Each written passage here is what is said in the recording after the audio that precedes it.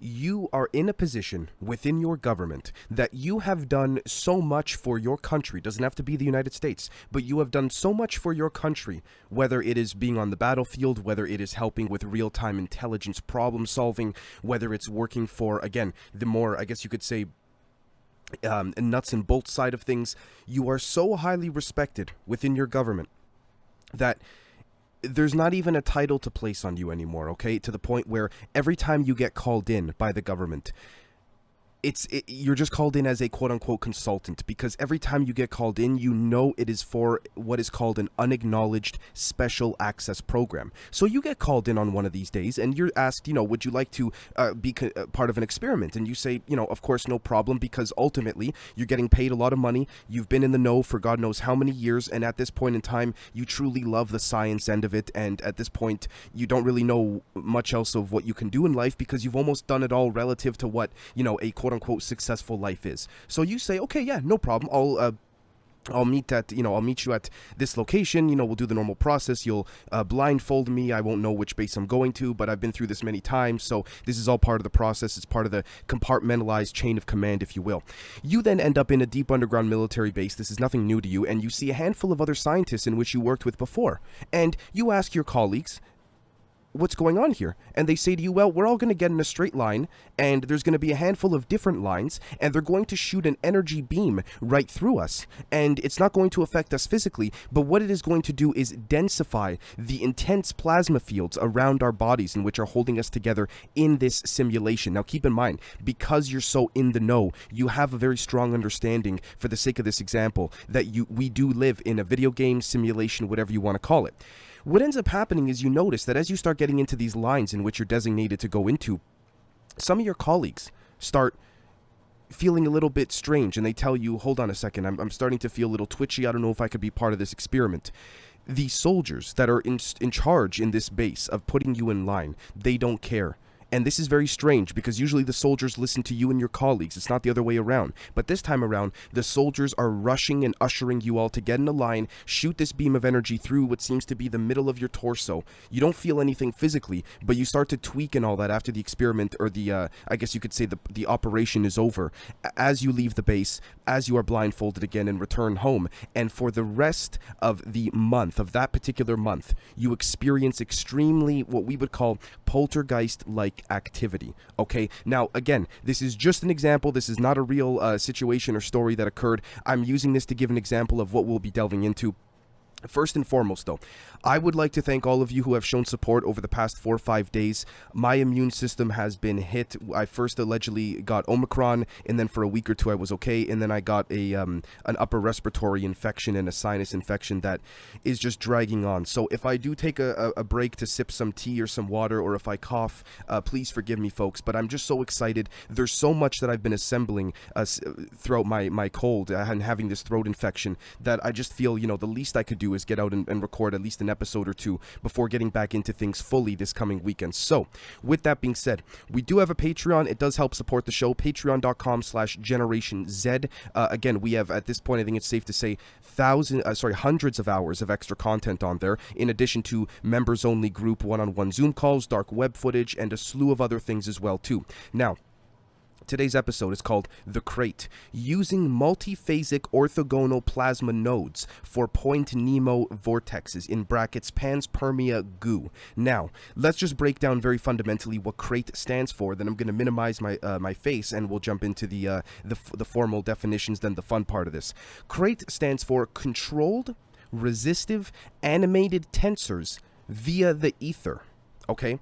Controlled Resistive Animated Tensors via the Ether. All right, and we're going to bring this full circle to the example that I just gave at the beginning of this presentation. So let me bring my face into the corner here, and let's take a look, first and foremost, before we get into the really fun stuff. What is panspermia? Panspermia, according to Wikipedia, from ancient Greek, is the hypothesis that life exists throughout the universe, distributed by space dust, meteoroids, asteroids, comets, and planetoids, as well as by spacecraft carrying unintended contamination by microorganisms. Panspermia is a fringe theory with little support amongst mainstream scientists. Critics argue that it does not answer the question of the origin of life, but merely places it on another celestial body. It is also criticized because it cannot be tested experimentally, end quote. Okay, again, folks, this is the surface level definition. We see here Wikipedia states that panspermia is a fringe theory with little support amongst mainstream scientists. Yeah, it's a fringe theory the same way that this trucker convoy is a fringe convoy. Okay, so let's just, I'm being sarcastic there, but you see what I mean. Now, let's take a look at defining something called conformal field theory.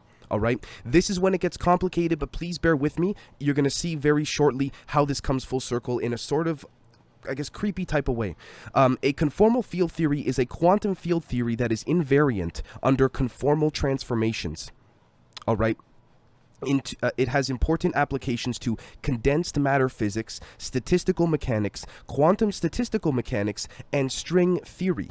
Okay, end quote. Now, I'm not going to claim that I know to a T what conformal field theory is. All right, I'm not going to pretend like I know the meanings of these definitions here on the screen. But people like you and I, folks, if we don't have these conversations, then who will? We can't wait on the quote-unquote fringe scientists, as Wikipedia said there, to explain it to us, although we could argue they've been coming out more strongly lately. But point being, conformal field theory is a quantum theory that is invariant under conformal transformations, okay? And in mathematics, a conformal map or transformation is a function that locally preserves angles but not necessarily lengths, all right? And I'm not trying to get all fancy schmancy word salad here, but please bear with me. Right before we get to the really good stuff, there's one more, I guess you could say, complicated definition we have to get into. Orthogonal time frequency, because again, we're going to break down orthogonal plasma nodes. Orthogonal time frequency is a 2D modulation technique that transforms the information carried in the delay Doppler coordinate system. All right, the information is transformed in the similar time frequency domain as utilized by the traditional schemes of modulation. All right, it was first used for fixed wireless and is now a contending waveform, frequency waveform, for 6G technology. Keep in mind, they're just rolling out 5G now, so we'll be delving into this into the members episode tomorrow, but take this as you will. Due to its robustness in high-speed vehicular scenarios. Now, before we get into, understanding this and all that, take a look at this, by the way.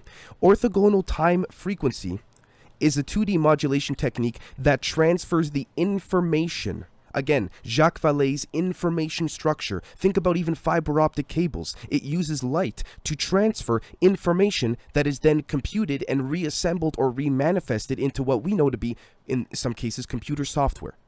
For example, the way that we can have telephone calls or Zoom calls across, or Skype calls across different countries. It's because, again, information is being broken down, transferred, and then remanifested extremely quickly, right? Now, take a look at this, by the way. The delayed Doppler coordinate system. They're coordinates typically used in a radar technology-inspired approach to measurement. All right, when used in wireless communication, the delayed Doppler domain mirrors the geometry of the reflectors comprising the wireless channel. All right, end quote. There's a lot of things to break down here, folks, that we may not notice on the surface, but take a look at this. They are coordinates typically used in a radar technology-inspired approach to measurement. Radar technology number 1, okay, pertaining to just, typical radar, UFOs, all of that. Not only that, but we see here, they're used in, again, a technologically inspired approach to measurement. What did we just look at? Conformal field theory under conformal transformations. You see this right here? The different forms of measurements? You see what I'm trying to say here, folks? Again, we don't need to understand the intrinsic details. We just need to understand the concepts of it, because the other final angle of this is that this would also explain how easily it would be for different species, whether their intentions are good or not is not for me to say, however, but for different species to infiltrate the internet and use the internet as a form of sort of testing us, or as a form of, again, taking a look at our society, saying, okay, if we provide them with a network that can connect them, will their society ultimately implode? Will it collapse like alleged previous human civilizations before we were reset? Is this just another variation of that? Another test of that, so to speak? Right? Now, let's jump into the very, again, strong fundamental angles of all of this. So, IndiaTimes.com, like a sci-fi movie, locals left baffled as huge alien tractor beam appears over mountains in Turkey. I would like to thank a great friend of the show, Steve, from Michigan. Steve, brother, thank you for this, because if it wasn't for you, I'd be sick in bed and not knowing about this. So thank you so much. Take a look at this. In Turkey, an eerie alien tractor beam appeared over mountains for 3 hours, leaving locals baffled. Now, before I go on, let me just say, Turkey is also the same country in which the 2009 insectoid turkey incident occurred. And for those that are not familiar with that, not to get off track, but if we do a quick little 2009 Turkey UFO incident, what we'll see here, just to pull up a quick image for you folks, is this right over here. Again, you can make out what seems to be an insectoid with a gray, potentially a human there. Again, multiple different shots, frames of this footage. But anyways, just to give you folks some context, all of this occurred in Turkey. Turkey seems to be quite interesting pertaining to the bases relative to the different agendas and intentions of these species. Anyways, this also seems to be the same type of beam described by former Staff Sergeant Clifford Stone, who, when he spoke with Project Camelot in 2007, I believe, said that, you know, when he freed a species, a certain alien, from being trapped in a human military base, a similar beam in which the alien needed to shoot up into its craft, its mothership in Earth's orbit, looked just like this. So what we'll see here again is that the rare phenomenon was captured from the facilities of the Zagana Gumuskayak Ski Center at an altitude of 2,100 meters from sea level. Okay? A spokesperson for the area's ski center said they have seen a wide range of stunning vistas across the site before, but never like this. Okay, look at this. It was filmed from the scene with our mobile phones. It was like something from a sci-fi movie. Some people also compared it to a vertical rainbow. All right. Now, you might be saying, Dave, why is this being brought up? Well, if we go back to the concept of orthogonal plasma nodes, okay, what we'll see here is that an energetic node seems to be just a pillar or a foundation of a certain energy point or structure. Okay, that is what a node is. It's nothing super complex or anything like this. But take a look at this right over here. Techgnostics.blogspot.com. I'd like to thank a great friend of the community, Lewis, for pointing me. If it wasn't for you encouraging me to research this, brother, I wouldn't have come across it. So take a look at this. The never-before image seen below shows a microscopic metal globe spewing out biological material feared to be an infectious agent. Though the origin or purpose of the mysterious sphere is uncertain, experts say it could contain genetic material, the precursor to life. They sensationally claim it could have been designed by an alien species to seed and propagate alien life on Earth. You might be saying, okay, Dave, this is an image of something, you know, microscopic. Of course, it seems kind of creepy, but you're not giving us context for what it is. Well, here we go, folks. Take a look at this. Actually, let me zoom in for those that want to read along here. A tiny plasmid, a circular strand of DNA used in genetic engineering, all right, listen to this, was sent into space from Sweden in 2011 on the exterior of a Texas 49 rocket. After enduring 1,000 degrees Celsius heat, it was found to still be intact and with its biological properties when it returned to Earth. Professor Chandra Wickramasinghe, director of the Buckingham Center for Astrobiology at the University of Buckingham in England, said it is further proof of alien life. This is in 2011, folks. However, the latest finding, all right, by Professor Milton Wainwright and his team from the University of Sheffield and the University of Buckingham Center for Astrobiology could reveal a much more sinister purpose. This is when we bring in sort of the Black Goo Archon concept here. Take a look at this. Conjuring images as warned by H.G. Wells in his 1898 novel War of the Worlds. It could have been deliberately engineered and sent to Earth to infect the planet. Now, before we go on, we can talk about things like fictional intelligence.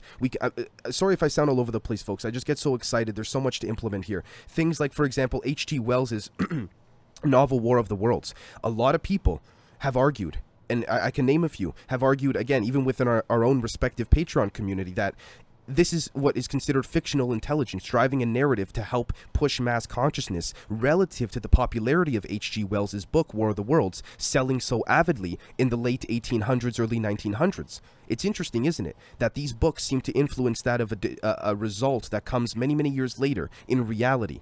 So take a look at this.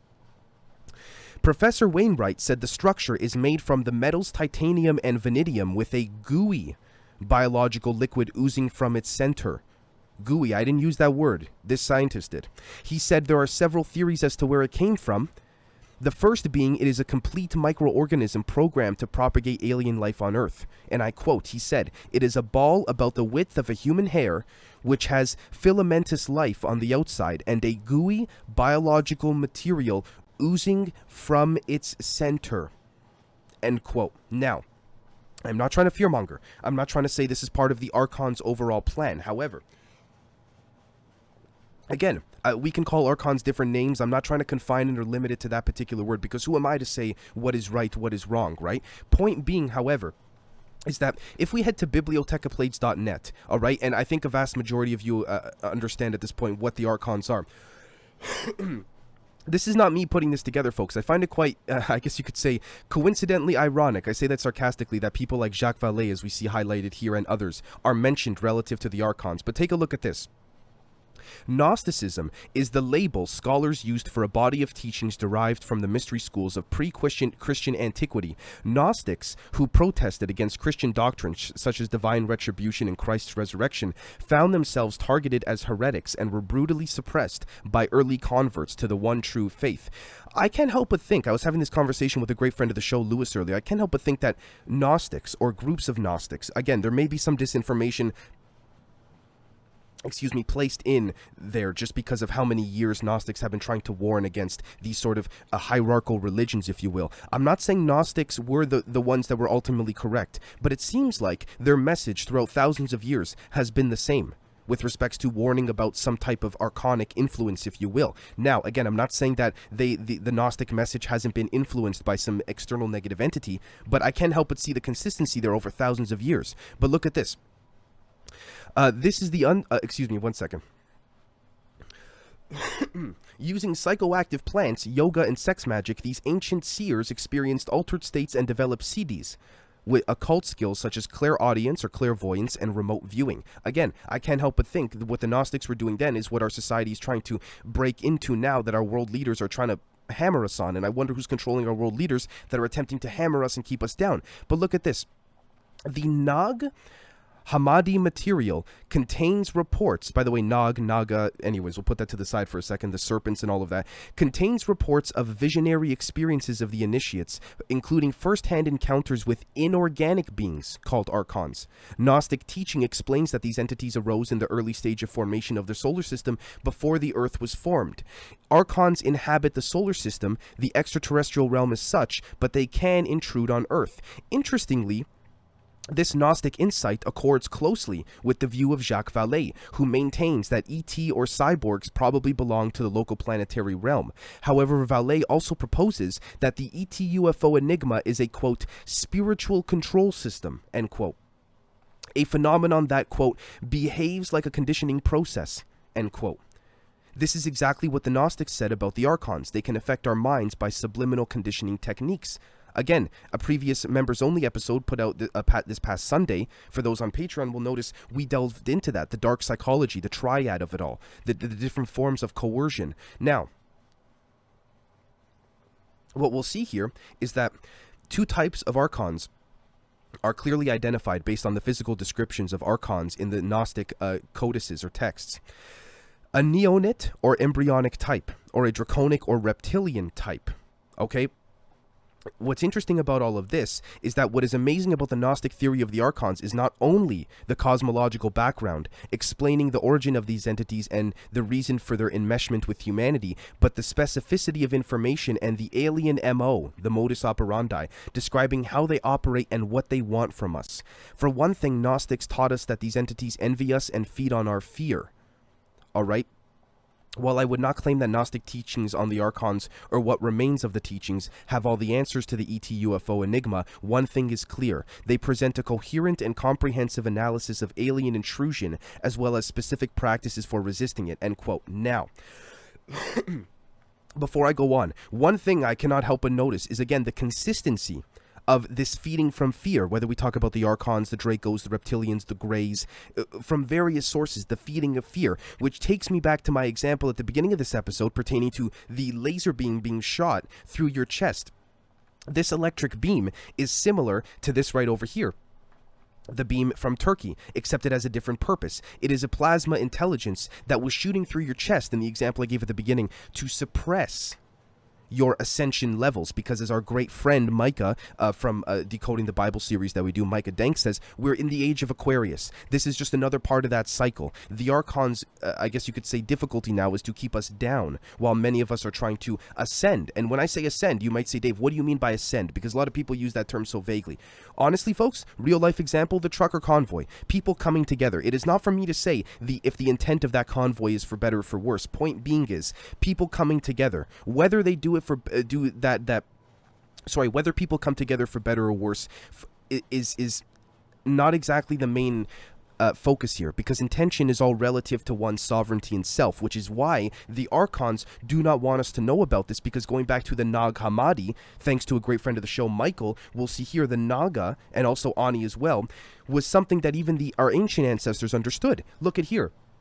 It seems that, again, interestingly enough, that the Naga also represents that of the serpents, right? Encompassing the chakras, trapping the chakras, decalcifying what seems to be the pineal gland, and ultimately representing that of the DNA double helix symbol as well.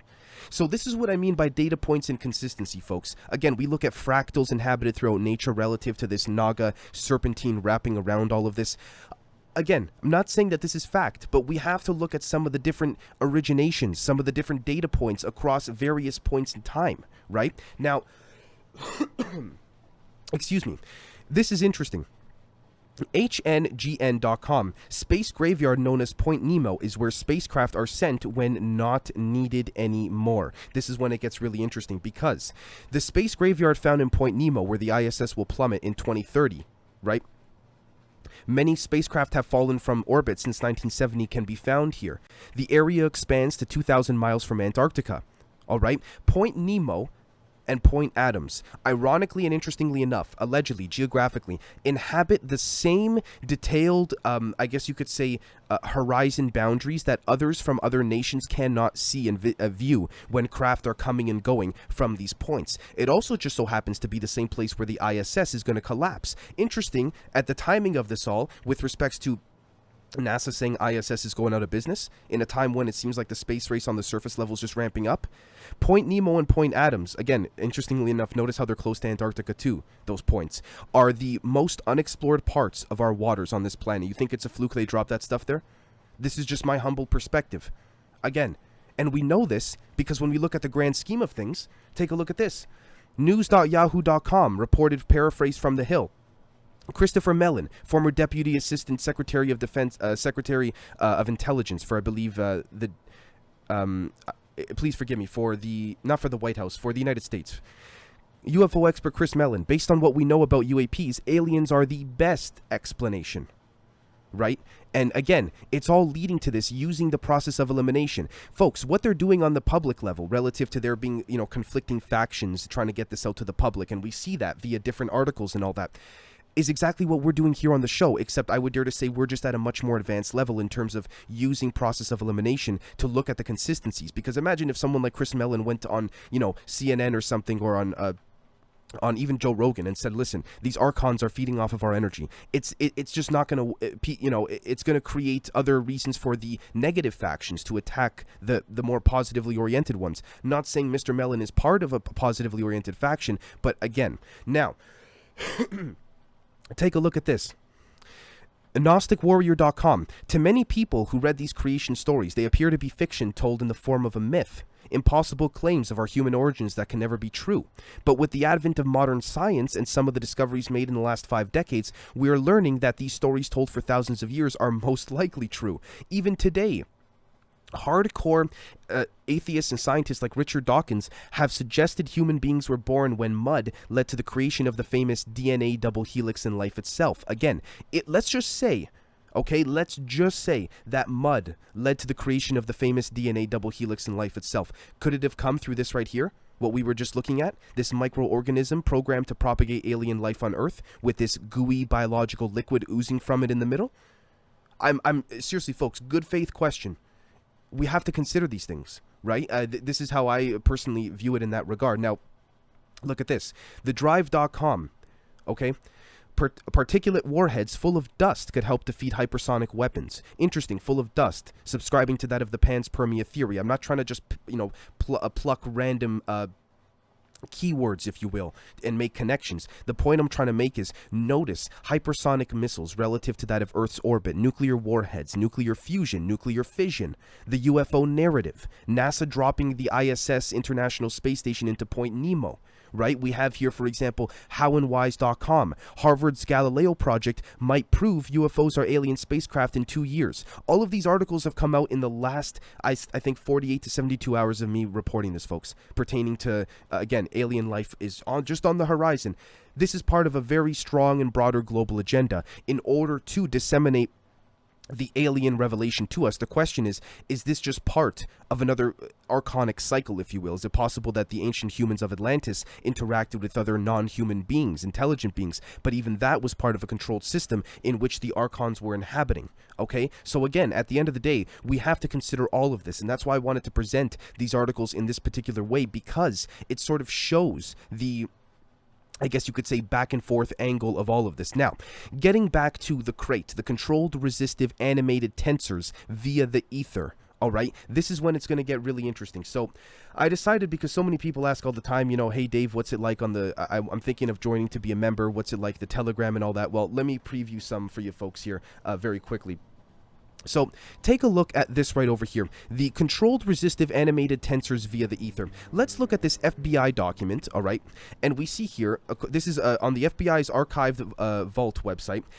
Part of the disks carried crews, others are under remote control. Their mission is peaceful. The visitors contemplate settling on this plane. These visitors are human-like but much larger in size. They're not excarnate Earth people, but come from their own world. They do not come from any planet as we use the word, but from an etheric planet which interpenetrates with our own and is not perceptible to us. The bodies of the visitors in the craft also automatically materialize on entering the vibratory rate of our dense matter. Again, going back to the example I gave at the beginning of this episode of you being in that base, having that energy beam shot through your chest, trying to keep you down, densified, right? And you'll see very shortly what I mean by that. The disks possess a type of radiant energy or a ray, which will easily disintegrate any attacking ship, similar to the ray we just looked at from Turkey there. They, again, multiple different purposes, right? As Dan Winter so eloquently says, in my humble opinion, plasma intelligence. What that plasma intelligence is used for, this is a bit of a different situation, right? And again, that's up to perception. Just like when I said with the trucker convoy about 5-10 minutes ago, them coming together is a great thing, but after that, their intent of coming together for that purpose is up to them. Going back to the understanding sovereignty and understanding oneself. Anyways, they re-enter the etheric at will and so simply disappear from our vision without trace. The region from which they come is not the astral plane, but Koros, pawns to the locus or talas. Students of esoteric matters will understand these terms. They probably cannot be reached by radio, but probably can be by radar if a signal system can be devised for that apparatus. Folks, this is a public FBI declassified document on the FBI's website, right? Which is why I say that when people say, you know, Dave, do you think that the phenomena are beings that are biological from other planets? Are they from other dimensions? I say all the above because of situations like this. Now, to corroborate this, let's scroll down to the very bottom here of a piece of footage I just put up for the members, and let's watch this footage. Look closely, folks. This is what I mean by the plasma fields, and this is also what I'm going to be covering in an upcoming live stream in the next 2 to 3 days pertaining to the archons keeping us in the mind, the Saturn moon mind control type suppression. Look at this. Okay, so you see there seems to be some type of plasma fields of sorts, or some type of energy that is sort of holding and condensing the craft together. You see that, folks? Right over there, right on the edge. This is what that beam I gave at the beginning of this episode for the example seems to be doing. This is also, for those that are on the Patreon, you'll see we talked about different rooms being video games, if you will, because the information structure is limited to certain rooms because a plasma field is holding it together artificially, not naturally, which is what we could argue to be the blue beam. When they say Project Blue Beam is all around us, again, it could be that type of field, which means that when a positively oriented or benevolent species, or even indifferent species, just wants to come to our airspace and observe us from their planet or their dimension, reality, realm, you name it, like the FBI document we just looked at, this may be why their craft look like this, because they have to enter into an artificially suppressed esoteric environment. And so they need the plasma fields to be ramped up. And the orthogonal plasma nodes need to be ramped up to keep it condensed in a certain state that appears physical to us, if that makes sense. So hopefully that makes sense. We're going to play this video just one last time so you folks can see the plasma field surrounding it right there. Yeah. All right. With that being said, folks, I would like to thank you so very much. Let me bring this, let me bring my face full screen here. Again, I'm sorry if this was a little more slow paced than normal because, again, my throat is still raspy. It still does hurt. And I do have a couple more episodes I need to get through for today. Please forgive me. But with that being said, thank you so very much for watching, and we'll catch you all very, very soon. Cheers.